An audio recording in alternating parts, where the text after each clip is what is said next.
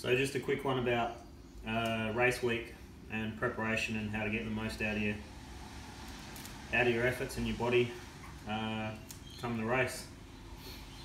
So first things first is vegetables, broccoli, cauliflower, obviously all the veggies you can eat, the more the merrier. I like to make like a cauliflower and broccoli, just a cheese bake, so chuck some cheese on top for flavour and make sure it's not boring as batshit to eat, and just try and eat as much of it as I can.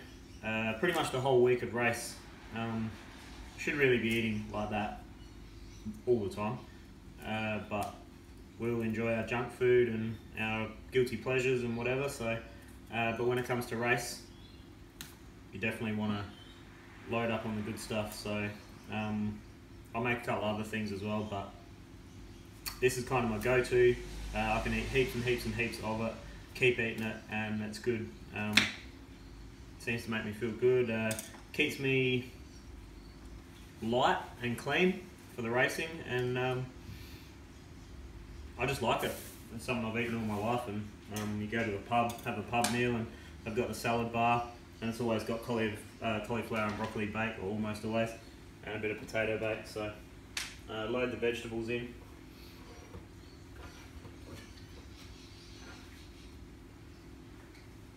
And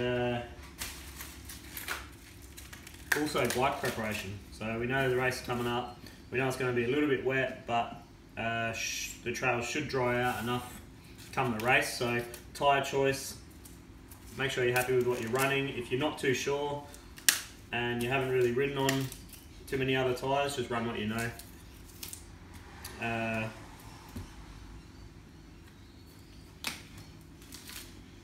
Your training, so if you've been training for the race, doing stuff off the bike, whether it be intervals, strength work, kettlebells, you know, CrossFit kind of stuff, whatever it is you've been doing, leg training, BMX inspired leg training, you want to have it all done. Today's Thursday, you want to have it all done by today. So you need at least a couple of days to recover. As you recover, you know, you train, you'll recover, so you'll be a little bit sloppy, and then here's your normal baseline. After a couple of days of recovery, your performance will be up here above what your usual baseline is, and you've only got a couple of days of that performance before it starts tapering back off to normal. So you want that performance rise right on race day, so you're feeling fresh, you're not overdone, you haven't trained too hard, you've recovered properly, and you've got all the benefits from that training and that recovery. So come Sunday, you're on the pace and able to put down the amount of power that you know you're capable of. Being that this is going to be a sprint race again, you need to be able to create power, and you need to be able to sustain it, and you need to be able to corner well. So your preparation should have entailed cornering, carrying speed, which is quite often a bike setup issue, power, so sprinting out the gate, and your endurance on that power. If you can't hold a heavy sprint, there's no point in having a heavy sprint.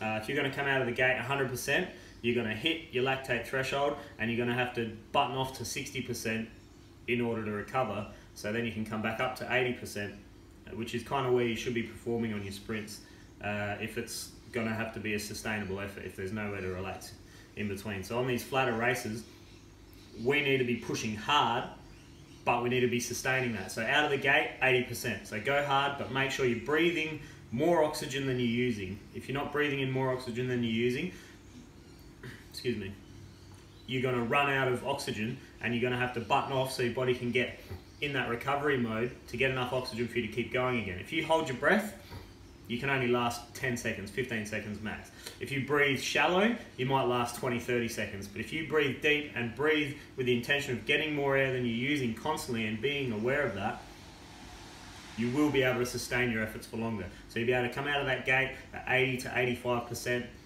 closer to 90%, and be able to actively recover and know how hard you can push and sustain. Because if you go just over that sustainability, you're going to have to slow down, or your legs will get stiff and then you can't corner properly. And if you can't corner properly, you can't carry speed out of corners.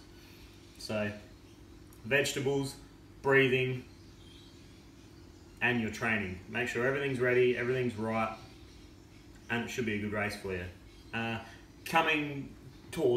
Speaking about the actual mindset of the race, whenever we go for a ride, we have fun with our friends, it's all well and good, but when we get in the gate and the timer's ticking, I don't know if it's just me or everybody else, it seems to be a pretty common thread, but we all seem to go a little bit harder than we're capable of.